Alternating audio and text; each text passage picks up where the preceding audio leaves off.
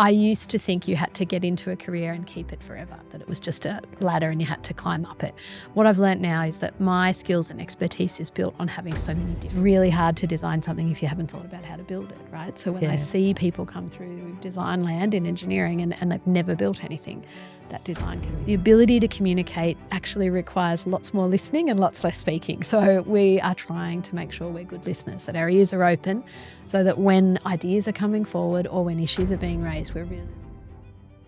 What does it take to lead a $16 billion infrastructure machine, one that touches every road, rail line and regional community across an entire state? What does leadership look like when it's not just about big projects, but the quiet moments of integrity, impact and opening doors for the next generation? Today I'm speaking with Sally Stannard, Director General of Queensland's Department of Transport and Main Roads. From her early days as one of only 20 women in a 200-person engineering cohort to leading one of the country's most ambitious transport reform agendas, Sally has built a career that challenges norms, champions inclusion, and quite literally moves millions of people. She's a strategic powerhouse, policy whisperer, and a leader known for balancing bold vision with grounded action. Whether it's digital innovation, climate-resilient infrastructure, or industry-wide collaboration, Sally's at the centre of the conversation. In this episode, we explore what it takes to deliver on purpose at scale. The tender to delivery reform that's changing how contractors engage with government, how to lead when the stakes are high and the spotlight is even brighter, and why transport for Sally is ultimately about people and access, not just concrete and contracts. So if you've ever wondered what modern leadership in infrastructure really looks like, or how to build a legacy while paving the way for others, this is the conversation you've been waiting for. Welcome to Building Doors.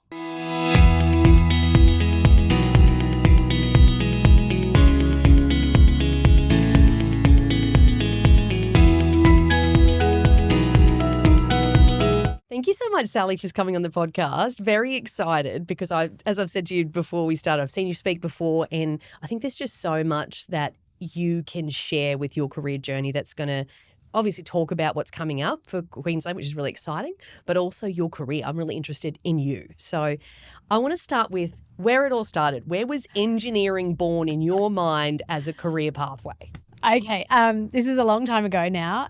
So I was born in a little country town in New South Wales on a farm, and on a farm you make stuff. That's just what you do, you get by. And I remember saying to my dad, I think I might study engineering. And he said to me, that's great. I'll take you into town and introduce you to the steel fabricators who make the silos that we use.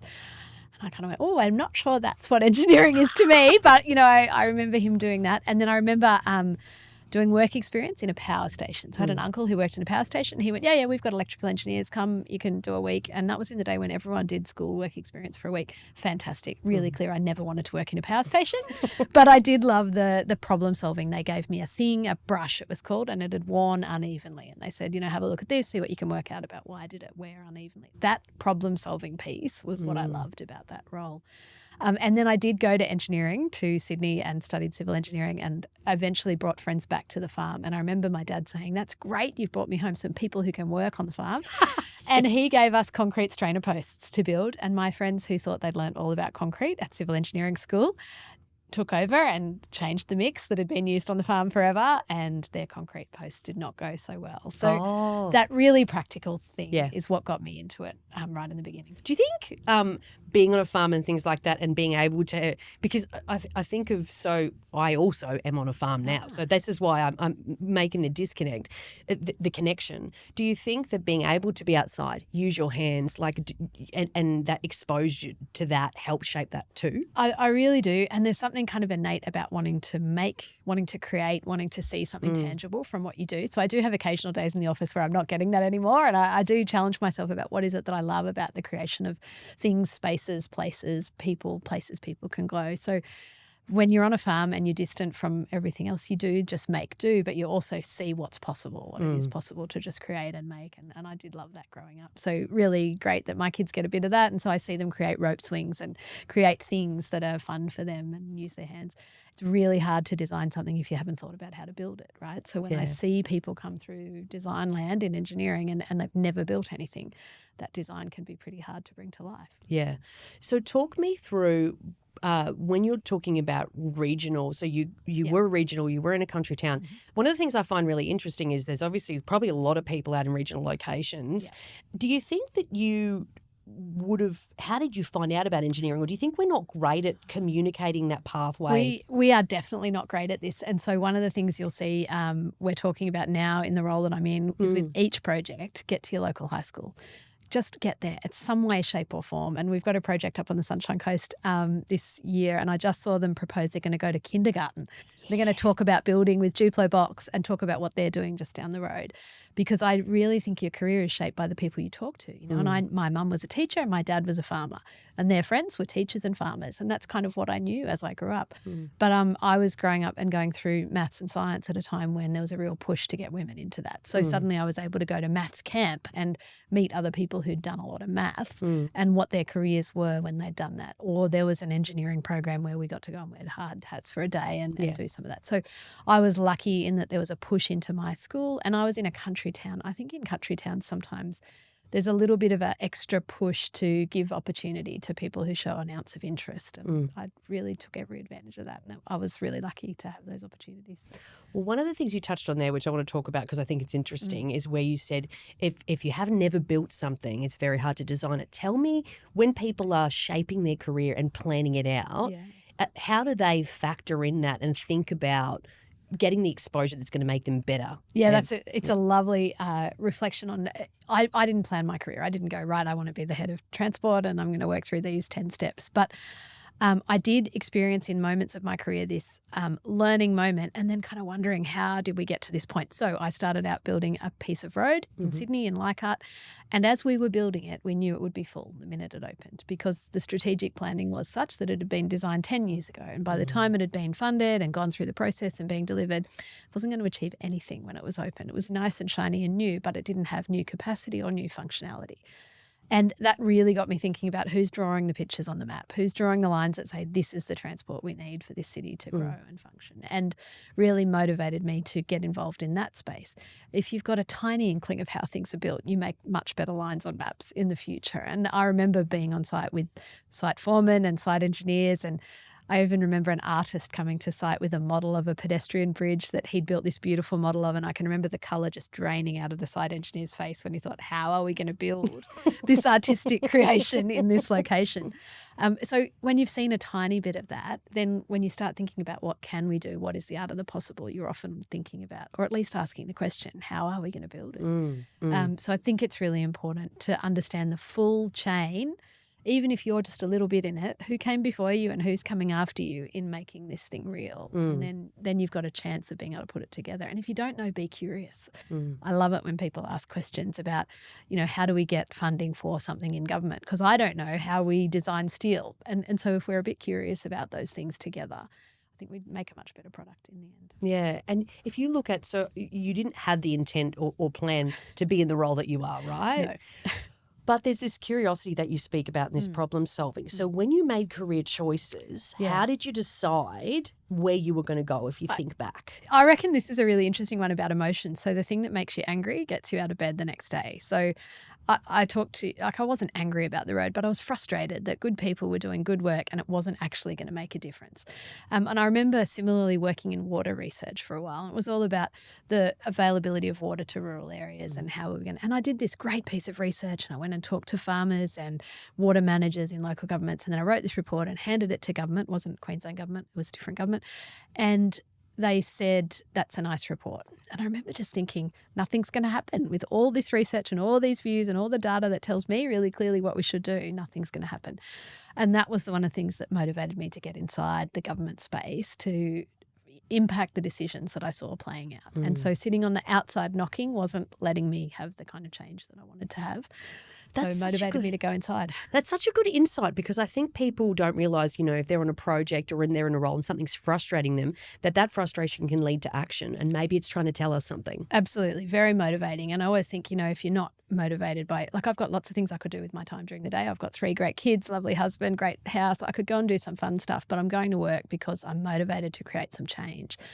It's pretty hard to drag yourself out of bed every day to go and do that if you're not motivated to create something. You might be proud of what you're building, or proud of the team you're growing, or proud of the business you're building, but at least motivated to do something, because otherwise it's pretty grinding. So I'm really motivated to create change in the cities we live in. So that's why I'm doing the job I want to. Yeah. And what's motivating you now? Like, looking at this pipeline, Cool. what are some of the things that are really exciting for you and the potential that you see going forward? Look, I'm a public transport person. I've worked in public transport for years, and I do that because of the accessibility it provides to communities, and happy to talk more about that. But when I look about this moment in time, we very rarely have an alignment of local, state and federal government, and they're all funding partners in this project. The Olympics is big enough that everyone wants to be part of that. And there is a real focus on event transport requires public transport. It can't be everybody driving their car to these major events. And so this confluence of willing parties at all levels of government and a real desire to create public transport is a unique window in time. So I'm extremely motivated by that. We're seeing more rail investment than we've ever seen in southeast Queensland. And if you think about the magnificent cities we travel to on holidays or enjoy in other places, it's often the ease of getting around that we take for granted in those cities, and we come home and be frustrated when that's not working here. So I think the growth challenge that's coming in Queensland means in southeast Queensland, this is about how do we move large volumes of people better through this city. That means more people through the same space. We don't have limitless space. No. Very valuable in cities, space. And so how do we get the most throughput in the corridor? And I often reflect now, knowing more about the economy, the tradie with a ute is not going on the bus. So I have to make sure the rest of the road network is flowing for the people who can't be on the bus or in the train. And the only way to do that is get the single occupant out of the vehicle and into the public transport. So the road space that's really valuable is there for the things that can't be on the bus. And when I think now about regional communities as well, the Olympics, the way the Queensland government has decided to do it, is going to deliver huge benefit to towns and cities outside of Brisbane. So as someone who grew up in the bush, that's very motivating as well. Yeah. So the other thing I want to talk about is building an inclusive network as well. So some of the thought processes that go into it when you're looking across the region. I have I've been the mum with the pram, trying to navigate, and I have 2 disabled parents, so I know that the need to get around is so different for different demographics of society too. So what sort of thought processes? I imagine that would be a massive process to make sure it's an inclusive network for people as well. It absolutely is. And I was actually talking to one of the senior people in Geica yesterday about the moment that will devastate everyone about the Olympics is if someone in a wheelchair who booked a wheelchair accessible seat at the stadium can't get to the door of the stadium in time for that event. Now, someone who was in this role before me talked to me about that. That's happened at a former Olympic Games. Yeah, okay. We have to work right from now, 7 years out, to make sure that doesn't happen, because they have every right to be at that event just like you and I do. Yeah. And we'll be able to go on the bus. So for someone who can't, how are we going to make it easy for them to get there? And so I think if we make that work, you know what? It'll be easier for the mum with the pram. It'll be easier for the grandma who can't see. It'll be easier for the father who's trying to bring 2 kids to the event. And so let's try and make sure it's great for everyone by working on those details. So I'm quite motivated by that for this event. More generally, that's why I'm in this game. Years and years ago, I worked in an access project for job seekers. These were chronically unemployed people in Sydney. So not just out of work for 6 months, chronically unemployed through many years. And we had analysis that said, here's a job-rich area and here's a job-poor area. But the people couldn't connect themselves to the employment opportunities. And lo and behold, public transport can be hard to navigate if you've never used it before. If you've ever tried Central Station in Sydney, it has about 11 different entrances. So if you're on your way to a job interview and you use the wrong entrance to the station, you're going to be late. You're going to miss the interview and you probably won't get the job. And so this project was tiny. We had 10 people who were chronically unemployed, and we were getting them from where they lived to this job-rich area for interviews. And to do that, we taught them how to use public transport. We gave them a card for a week. You were able to use any part of the public transport network from wherever you were. and we showed them how to get to this part of Sydney that had an abundance of jobs. And after this project, one person got a job. But the really exciting part was one person reported taking their kids to Bondi Beach for the first time ever. And it was just this moment where I realised we lock people out of cities when we don't provide them with a different way to get there. And it was enough to motivate me to be in this space and make sure everyone can access the parts of our cities that are beautiful and that we enjoy, because we're lucky enough to do so. And that shouldn't be something people are locked out of. Yeah, absolutely.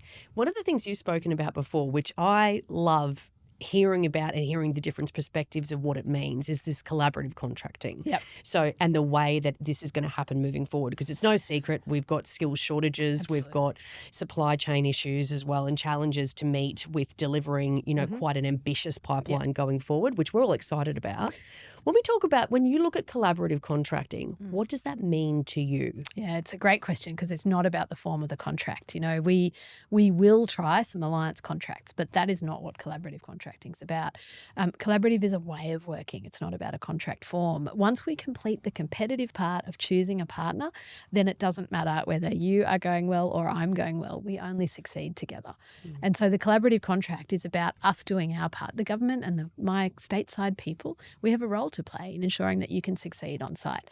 And if you're building and you're spotting something we've missed, you've got a role to play in raising that flag. So the collaborative part of what we're trying to do is make sure we're collaborative right through the life cycle of the project, because we'll miss something up front otherwise. We don't have all the same skills, but you also don't have to access to all the same information we have. So how are we exchanging that information right up front in these processes of procurement that allow for engagement and discussion? So I've had some teams in lately doing executive health checks. I said, we've never been in front of your people so much.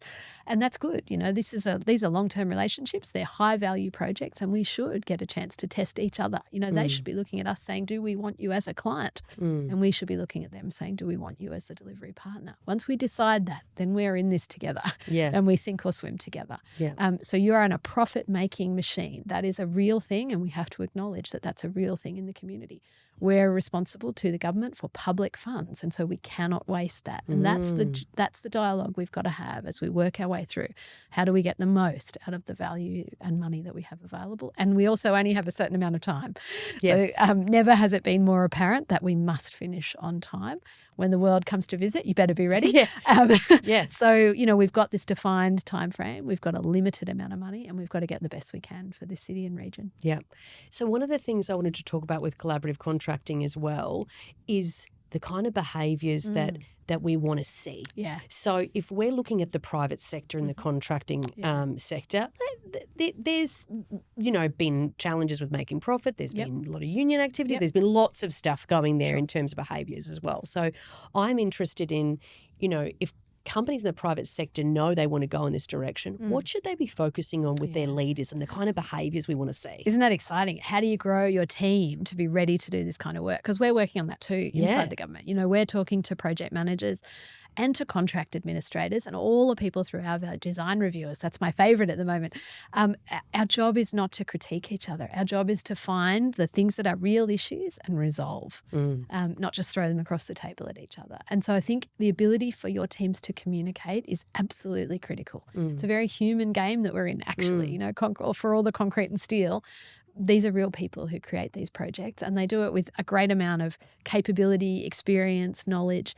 One of the things we're working on our side of the fence is about how we share the wisdom from the senior, more experienced people with our younger, enthusiastic, energetic people. How do we get that collection of skills and experience? We've got lots of digital capability coming in.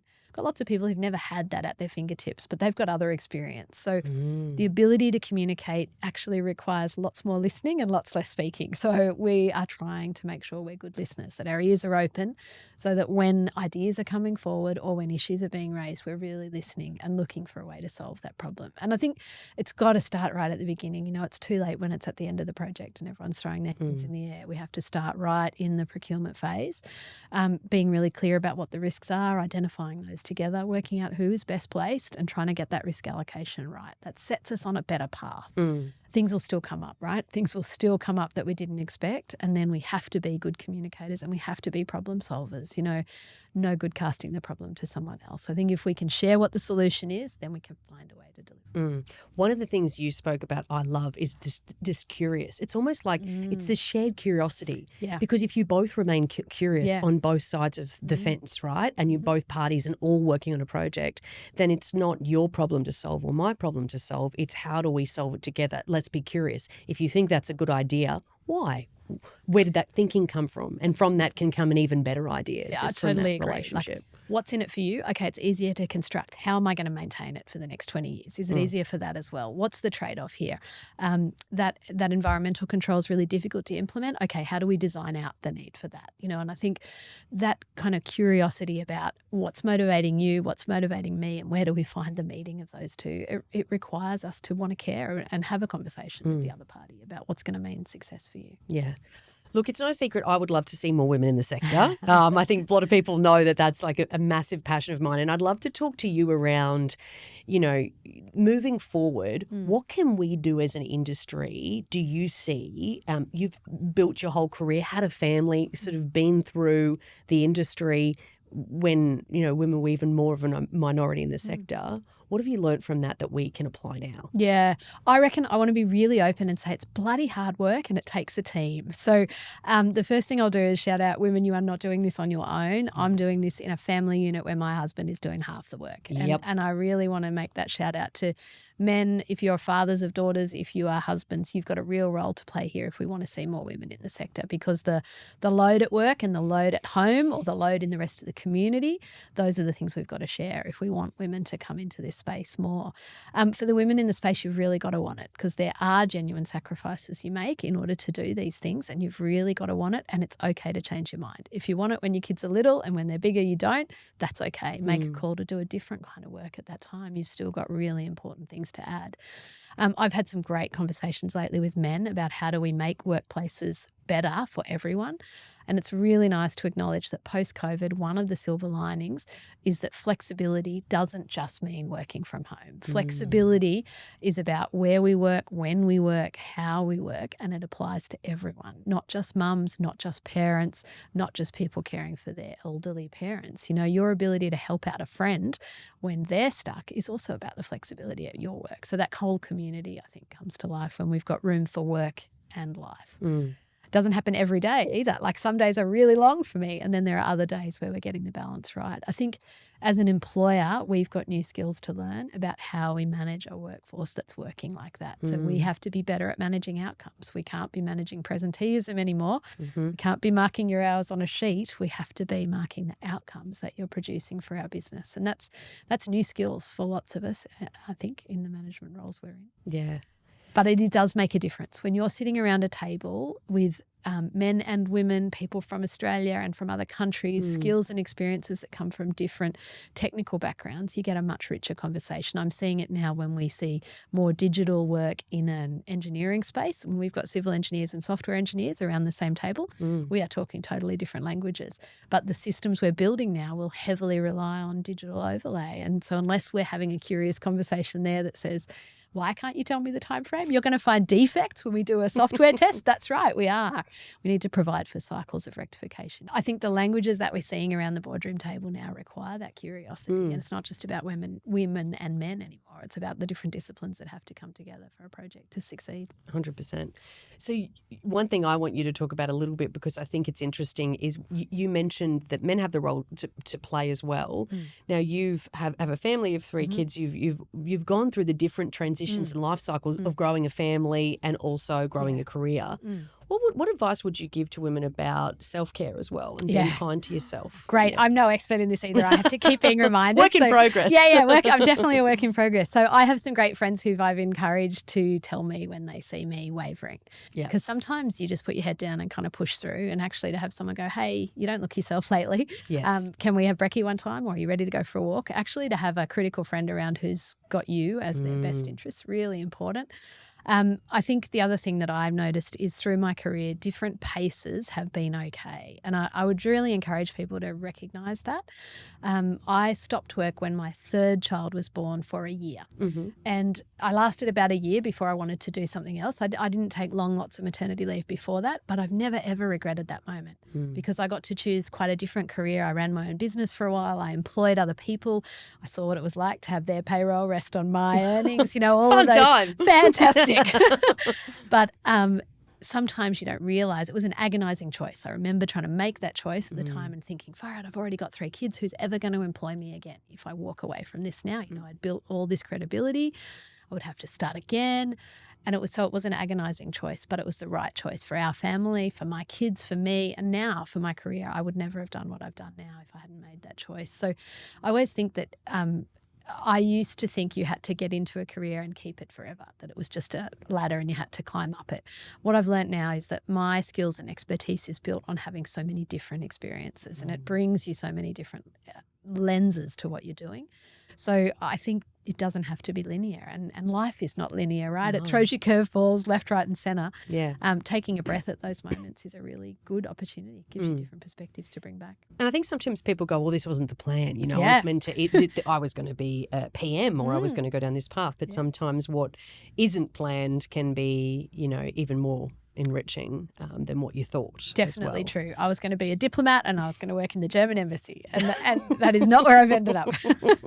Well, one thing that you spoke about there that is really interesting, I think, is starting your own business because I want to talk about that. Yeah. There's been a bit of a movement. I've seen quite a few people that I know that I've worked with as setting up consultancies and things like that.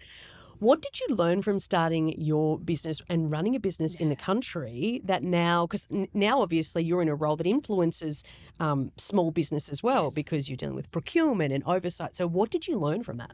It is the best experience ever for someone who wants to understand business. Now, if you're going to run a big business but you've never been in payroll, you've never done someone's pay, you've never done your own tax, you've never thought about superannuation and how you're going to deal with that for your staff, or you've never bid the work that you're delivering, you know, that all of those skills that occur are really useful. And in a small business, you're touching all of it. You know, I did have an accountant, but I was preparing all the accounts and passing it to them. So suddenly you've got to be an expert in finance.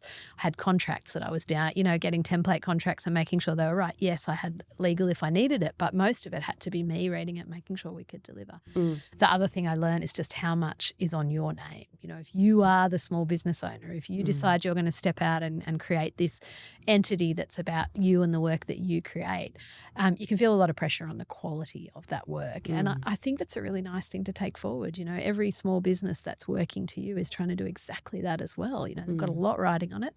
They're trying to produce quality. And if there's a blip, have a look at what the communication was that got you to that point. I think it was another place that I learnt to just get really clear on what someone wanted. What does the client want? And make sure you're playing that back, that they're understanding and you're understanding as well, because you can go a long way down a path quickly otherwise, burn a lot of time. Much better if you're really clear on the outcomes. I learnt how complicated business is for the people who are bidding to government. So I'd always been inside government. I'd been the purchaser. And suddenly I was outside government and I was either bidding direct or supporting other people to bid to government on some quite big projects in areas I wasn't necessarily a subject matter expert in. But what people wanted to know from me is, what is the government doing on the other side of the fence? And it was when I realised how closed that door or bridge between private and public sector is.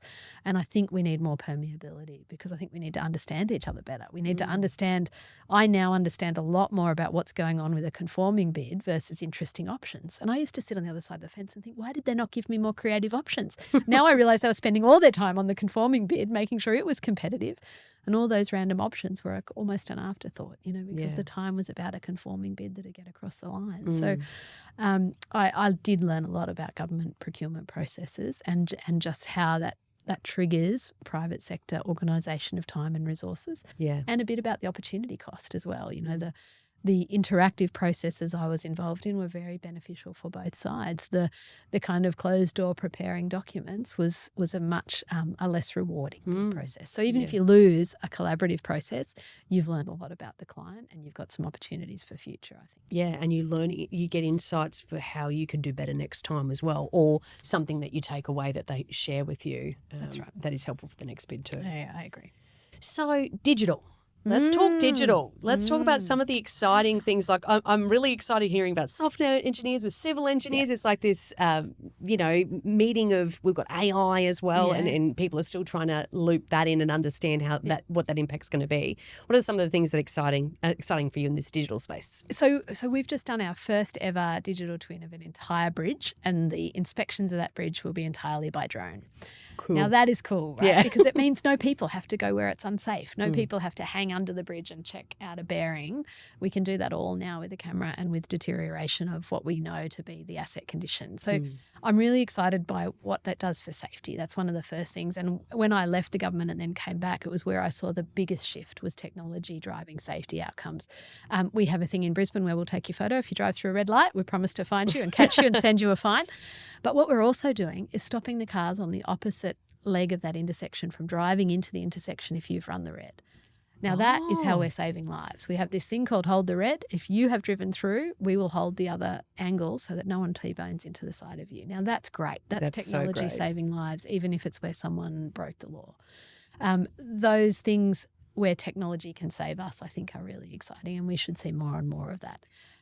Obviously, we're interested in AI to be more efficient, and we've got a lot of drivers to be more efficient. We have more work to do than we can handle. We have more work to do than we can afford, so we absolutely need an efficiency lens. But I think what I'm more excited about is the opportunity for automation to do things we can't currently do.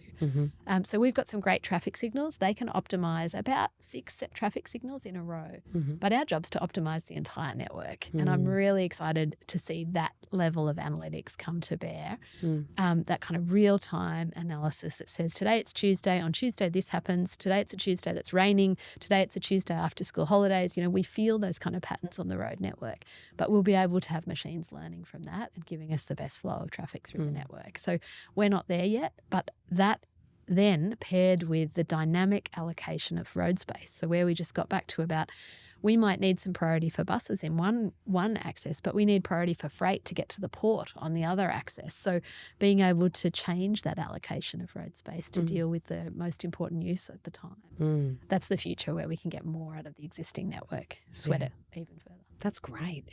One of the things I wanted to talk about as well is the regional communities and so much of the weather events and the challenges that they've had as well. What's something that's really touched you around, understanding their story? Because I think it's important to bring that to light too. Yeah, look, a really easy one this year. Olera Creek Bridge is a bridge on the Bruce Highway, just near Townsville, between Townsville and Ingham. And the abutment to the Olera Creek Bridge was washed away in the severe weather event up near Townsville, which was a big impact locally. We couldn't get into the township of Ingham because the access from the north was flooded and the access from the south was washed away. And a little rail bridge was still functioning, so we managed to get a kind of bus onto the rail bridge and get some emergency service workers in and get access to the town. But at the same time, the entire access from Brisbane to Cairns was cut on the Bruce Highway, and then the inland roads were cut at the same time. There's a lot of ranges and creeks and things that flooded at the same time. So for a couple of days, that's okay. But once you get to 3 to 5 days, the actual supply of groceries into Cairns starts to be impacted. So people in Cairns still had Weet Bix, but they might not have had coriander and avocado and the things that come a bit more fresh. What I didn't realise is if that happens for too long, then shipments of groceries don't go around to Weipa, and we don't get food spread to the further regional communities. So the criticality of the road network we're responsible for was really right in my face at that time. And I had the opportunity to go on site with the workers in Road Tech who rebuilt that bridge, and standing with those guys as they grappled with what they were dealing with as 200 mils of rain fell that night as well, and the water kept rising underneath, and they'd put a whole lot of boulders into the creek abutment to protect the embankment. And then they were rebuilding this section of bridge, just to watch the skills, but also the determination to get this thing open. I have never watched trucks in my life, but that night I watched footage of trucks cross Olera Creek Bridge because we knew there was a crossing further up. We had a bit of time. We had a few hours to get them through. The entire industry joined forces. We had the Trucking Association triaging pharmaceutical goods to get those through first before we sent coriander or whatever the next most important commodity was. 50 trucks were queued down the road ready for this bridge to open when the engineers said it was good to go. We did a low value repair so that we could get the trucks through.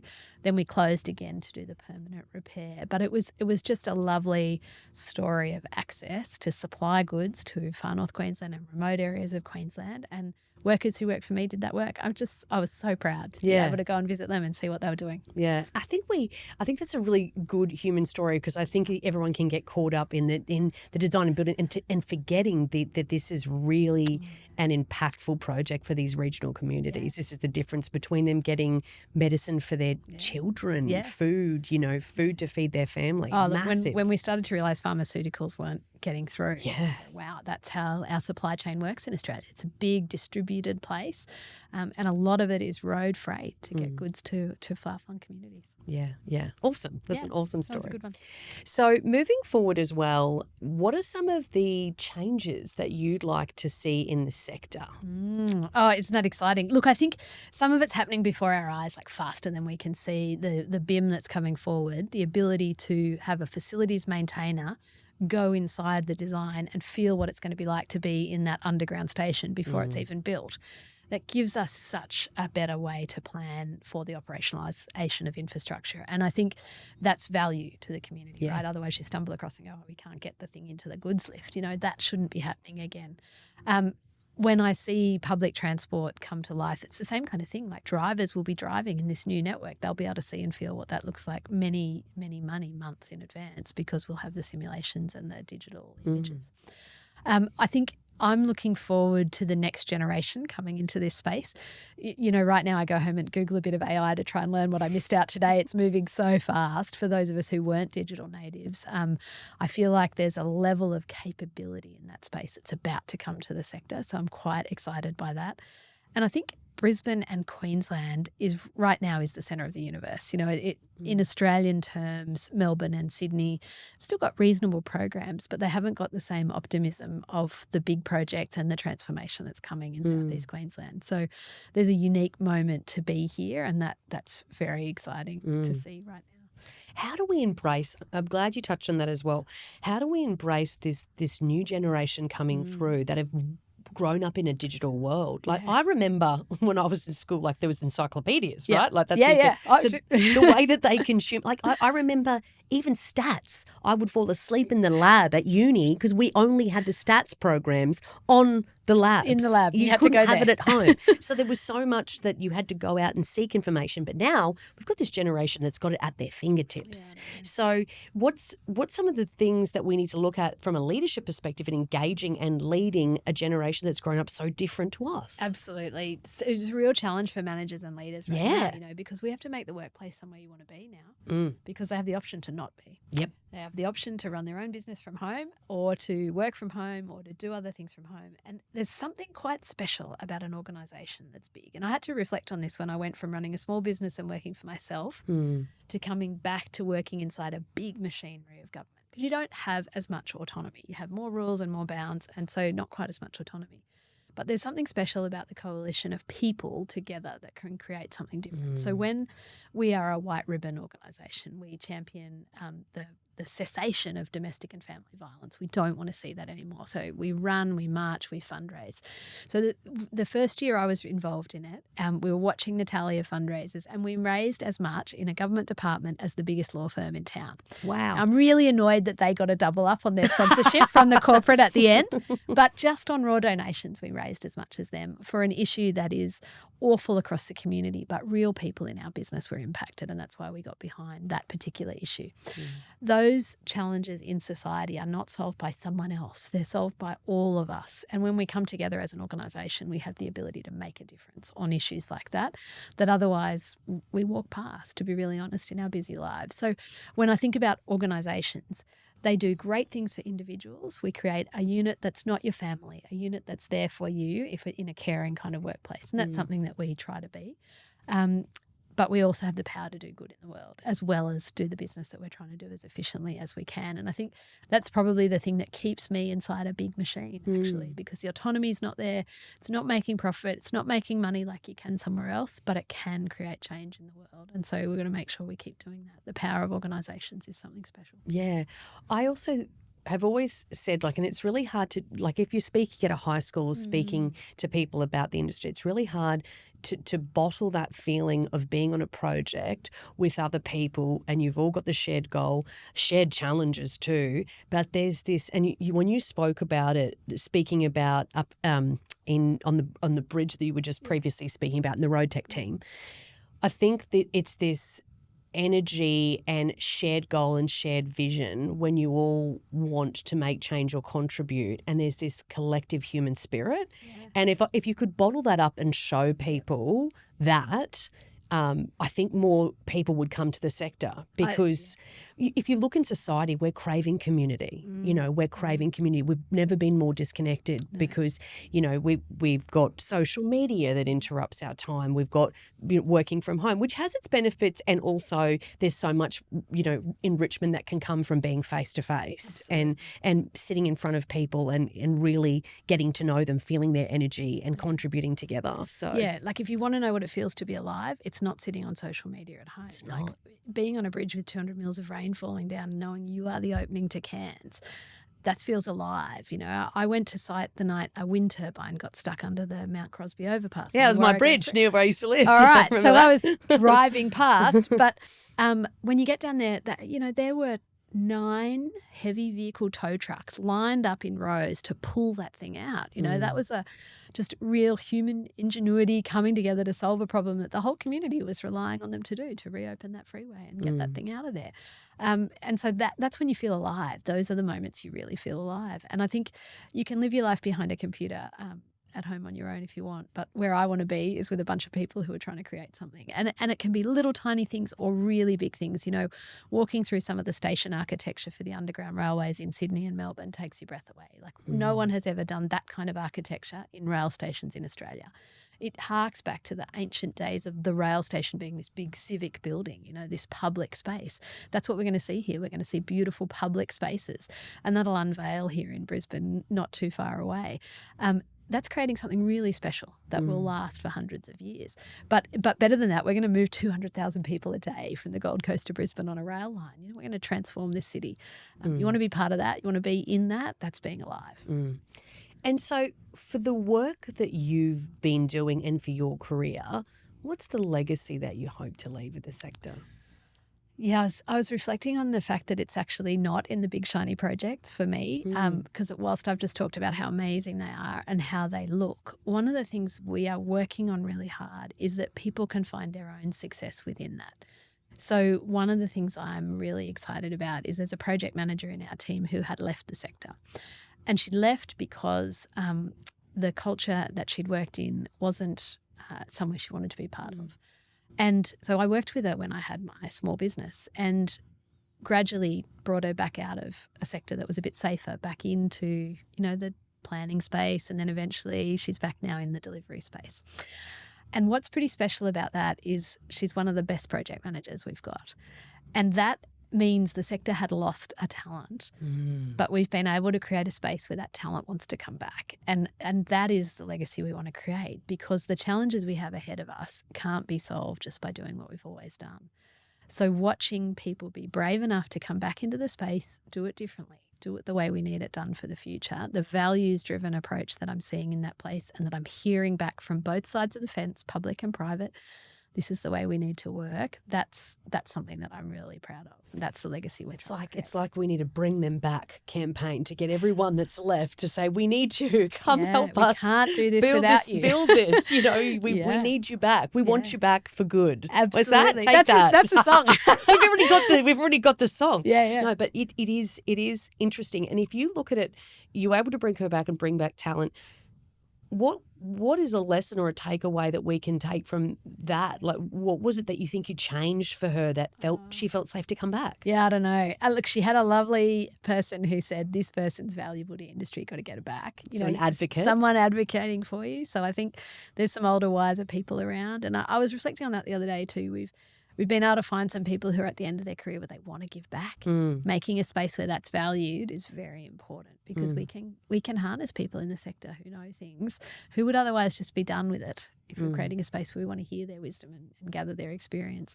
But I think recognising that there's a there is a nuance to how we do things, to the way we work. It's not always about what we're doing. And I think that's something I learned over time. I used to think that everything was about what I was working on, but I recognise now later that how we work and who we work with, that team that we show up with every day, you talked about it before, that feeling of being part of a team who want to create something, that's the thing that changes what it feels like to go to work, actually not what you build at the end. You know, great to be part of something purposeful, great to build something useful. I'm not particularly interested in building a casino, but some people are. But building something that matters with a group of people who care about it. It's the group of people who care about it. That's the part that makes a difference. And nothing, I don't know if you experienced this when you had your own business, but one of the things I really learnt to value is a team player. It's something that no one ever sort of advertises that they're looking for or whatever, but when you have them, they completely change the game. I actually notice that now in this giant organisation I have, and we give values awards out each year. And you know, staff awards aren't always super cool. In my business, they are totally cool. People desperately want to get one of these staff awards. But the best one is the one nominated by someone else's team who says that person helped us.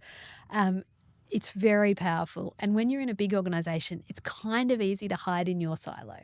What stands out is the people who get outside their silo, because what we're building doesn't work inside a silo. It doesn't operate in the same place it's built. It's not communicated to a customer in the same place it's built and maintained. So we need that full value stream to really deliver for the community. I think you've hit on something which is interesting, because we've got a lot of awards coming up, and there's project awards and things like that. You know, QMCA holds them, CCF, there's all the awards. What's interesting is going forward, what are we going to celebrate more of? Because it's great to celebrate how a project outcome, but are we going to see more cultural awards for celebrating great? I'd love to see that. I think that's a brilliant idea. You know, the how a project is built. Yes. How did we manage to succeed to do this thing? Yeah.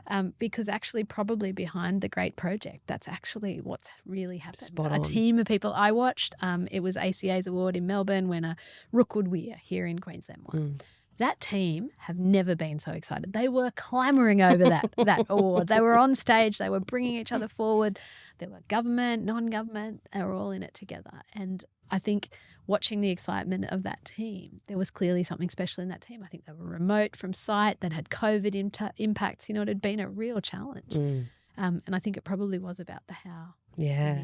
If we start to look at and celebrate the how, then we start to drive great teams and, you know, more collaborative contracting. I was just thinking back to the collaborative part that you talked about. You know, it's not going to have collaborative stamped on it in the end. It's going to be the way it was built, the way the team came together. Yeah. And that's interesting. Like, it's going to be great to look back. And I think if people look back and talk about the projects they've worked on, where they were the most fond memories they talk about is the people they worked with. They talk about what they did, but it's the how. They were like, oh, we had such a great team and we worked so well with the client and we delivered it, you know, within the time and budget. But a lot of the time it's more the how that people celebrate. It'll be the and remember when that went wrong and you came in and we got that person and together we solved this issue. Yeah, together. It'll be those things. Yeah, absolutely. Okay, so the next one is a bit of fun. Okay. This is the rocket round where we just ask a few quick questions just to learn more about you. So the first one is coffee or wine? Yeah, coffee now. Yeah, fair enough. I can't drink more than 2 glasses of wine now without getting a headache. And this sort of hit me as I'm heading towards 40, where all of a sudden I was like, oh, one wine? Like that gives me a massive headache. I can totally relate to opening a bottle of wine and there's like 1 glass gone for about 3 weeks now. Yeah, and then you just go, I've just paid for this whole bottle of wine. And cats or dogs? Dogs, big dog in my house. Yeah. Very large. What kind of dog do you have? A German Shepherd. Oh, nice. Yes, I regret it some days, but most days it's great fun. Did you have, what animals did you have growing up in a farm? What kind of? Heaps. Yeah. 1,600 sheep, 600 head of cattle, pet dogs, working dogs, cats, birds, chooks, donkeys, peacocks. No, a couple of horses. Okay, yeah, had horses, goats, awesome, all sorts of things. Oh my gosh, goats! Goats will teach you a lot about life. Absolutely. Because you get goats, you can't keep them in. They are curious. They are, but that provides challenge. Correct. Yeah. And favourite holiday destination? Going home, actually. So the farm I grew up on, we do go back a fair bit. The kids love it there. They love the space. They're allowed to learn to drive. They see baby lambs born. I love it there. Yeah. Oh, awesome. And favourite podcast? Yeah, I'm really keen to give a plug to the Public Transport Association for Yes. Australia and New Zealand, who I'm the chair, and we have a podcast called Women Who Move Nations. Love it. It was born because our former executive director spotted a panel at a conference that was all men. And she went up and said, hey, how come you didn't invite any women? They said, oh, we don't know any women who'd be speakers. And she said, well, you didn't try hard enough. I'm going to do a full series of a podcast of all these great women who lead public transport. Well, we're in our third series now. There's heaps of women in this space and we want to talk more. It's awesome. And the more people listen to it and hear their stories, you just never know who it's inspiring. And I feel like podcast is this medium now that is so accessible for everyone. Absolutely. You know, young people love podcasts, but also a lot of people in the construction infrastructure sector spend so much time and engineering in cars on the roads. Mm-hmm. So it's just a way that you can, access that. And the international has been fascinating on that podcast. To be able to talk to my peer around the world and have a conversation with them, I found it a real bridge and a real opening up of conversation and dialogue. What have you learned, like personally? Because you learn so much from doing a podcast too, every time. What's a takeaway that you were able to get from? So I did one with the CEO of LA Metro, which is good for an Olympic city. We're talking to LA. They're going to have some cool tech. We're going to want to learn some of that. But they reminded me that we have a fantastic culture here already of using public transport to sporting events. So you'd never go to the Gabba in your car. You'd go on the bus. Yeah. Same with Suncorp. We've got the trains and the buses. People use those all the time. And we move big crowds on public transport already. So we've got a fantastic foundation. You don't think about what your own city already has as a natural advantage. Sometimes it takes someone else's eyes to see that.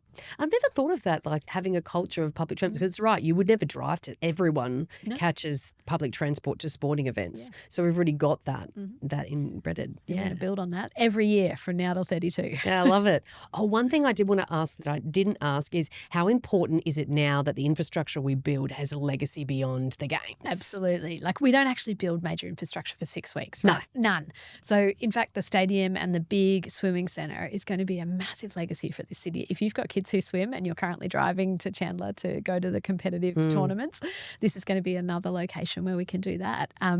The idea of having that venue so close to the CBD is really exciting as a public transport professional, but as a business operation, it's got to be able to survive during the week and for those multiple major events. So yeah, I'm really looking forward to the legacy for the city. And when I think about Homebush in Sydney and what that's become over the years, we've got the opportunity to do that right here and close to our CBD. It's just so exciting as well because Queensland, as we know it right now, is not going to be the same in the years to come, which is really exciting. It's the opportunity. Yeah. And I think that's the buzz that people You can feel it, right? It's tangible right now, the buzz in Brisbane. And if you go to the cities of Melbourne and Sydney, and I go down and always tell them to move up because we need all of you. Yeah, please move. Please move. Please come up. If you're listening, reach out to me, move. Reach out to Sally if you want to come. Come here. But you can feel that there's a buzz here. There's an optimism. There's an alignment. People want to be here and get great stuff done. And so the next one's more of a personal question as well. What makes you feel like you're home? I'm lucky enough to live just outside the city. It's not too far, and I did wrestle with my husband about living so far from the city. But now that we do live there, when I can hear the sound of birds, I know I'm home. So we have a deck out the back, there's some trees nearby, and you'll often hear birds. And it's just a beautiful place to be. So I love that. And it's good to have, I know it can be hard because I also live out of the city, but it's good to have that bit of disconnect sometimes because it's like you can transition and turn on and off when you need to as well. And sometimes that birds, for me, it's that peace and quiet as well. For me, it's space. So if I see the space, I can feel like, I never realised I needed it. I never realised that mattered. But now on the weekend, we'll have a fire pit out the back and we'll see the stars. And I used to think I had to travel for that. I had to go camping to see the stars. Well, now I can sit out the back and look at the stars. That's home. Well, since we moved now, I'm like, I don't know if we need a caravan because we used to go and chase it. But when you've got it at home, and I think that's what people often are chasing is that connection to nature, being able to switch off and just, slow down as well when you're doing a fast-paced role. Totally. Keep yourself in balance. Really important. Well, thank you so much for coming on as a guest. I loved the chat and I think you've shared a lot about your career and also some insights that people can take forward around what's coming and what to be excited about. How can people connect with you, learn more about your work as well if they want to follow you? Yeah, sure. LinkedIn's probably the key place where we put all of the Transport and Main Roads work, and we will continue to showcase projects on there. So I reckon that's a key place to follow the work that we're doing. Absolutely. Thanks, Sally. Thanks so much for coming. No problem. It was a great conversation. Yeah, it was so fun. If this episode gave you new insights, don't let them go to waste. Take action. Apply them. And if you want more insider strategies from the best in construction and infrastructure, make sure to subscribe. Share this with someone who needs to hear it. And remember, the leaders who open the most doors aren't waiting for opportunities, they're building them.